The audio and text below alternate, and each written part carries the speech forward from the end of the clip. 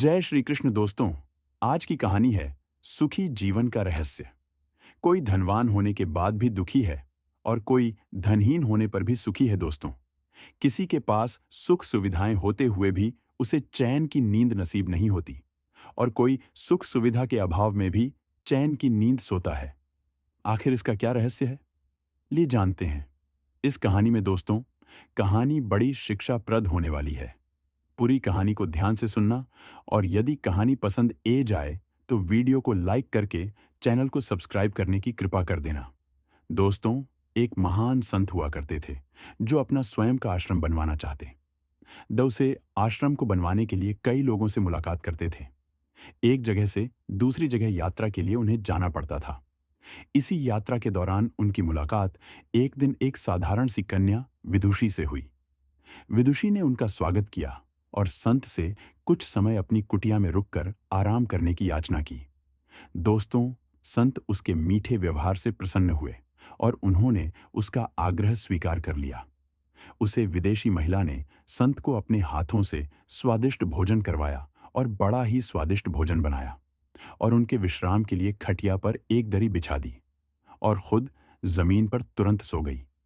विदुषी को सोते ही नींद आ गई। उसके चेहरे के भाव से पता चल रहा था कि वह चैन की सुखद नींद ले रही है। उधर संत को खाट पर भी नींद नहीं आ रही थी। उन्हें मोटे नरम गद्दे की आदत थी जो उन्हें दान में मिला था। वो रात भर विदुषी का सोच रहे कि वह कैसे इस कठोर जमीन पर इतने चैन की नींद सो रही है।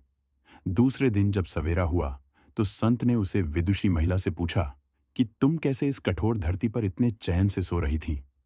तब उसने बड़ी विनम्रता से उत्तर दिया, ही गुरुदेव, मेरे लिए मेरी ये छोटी सी कुटिया एक महल के समान ही भव्य है। इसमें मेरे श्रम की महक है। अगर मुझे एक समय भी भोजन मिलता है तो मैं खुद को भाग्यशाली मानती हूँ। जब दिन भर के कामों के बाद मैं इस धारा पर सोती हूँ तो मुझे माँ की गोद का एहसास होता है। मुझे लगता है कि जैसे मैं अपनी माँ की गोद में सोई हुई हूँ। मैं दिन भर के अपने सत्कर्मों का विचार करते हुए चैन की नींद सो जाती थी। मुझे एहसास भी नहीं होता कि मैं इस कठोर धरती पर सो रही। ये सब सुनकर संत जाने लगे। तब विदुषी ने पूछा, ही गुरुवर, क्या मैं भी आपके साथ आश्रम के लिए धन एकत्र करने के लिए चल सकती हूँ? तब संत ने बड़ी विनम्रता से उत्तर दिया, बालिका, तुमने जो मुझे आज ज्ञान दिया है उससे मुझे पता चला कि चित्त का सुख कहाँ है और मुझे किसी आश्रम की इच्छा नहीं रह गई।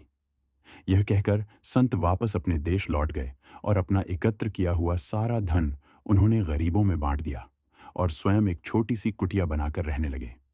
दोस्तों, आत्मा शांति एवं संतोष ही सुखी जीवन का सबसे बड़ा रहस्य है।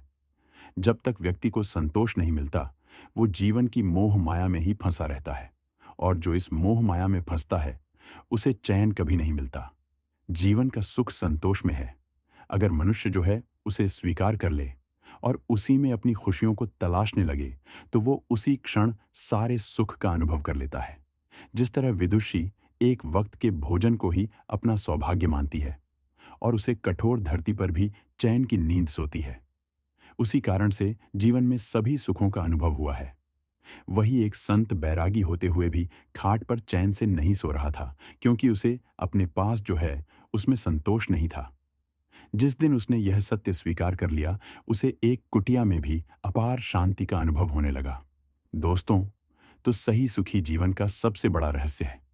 इसलिए व्यक्ति को संतोषी प्रवृत्ति का होना चाहिए, क्योंकि संतोषी व्यक्ति कभी मुश्किल समय में भी विचलित नहीं होता है। दोस्तों, ये कहानियां आपको कैसी लगी हैं? वीडियो को एक लाइक कर देना और यदि कहानी आपको बड़ी अच्छी लगी है तो वीडियो को लाइक करके चैनल को सब्सक्राइब करने की भी कृपा कर देना। जय श्री कृष्ण। राधे राधे।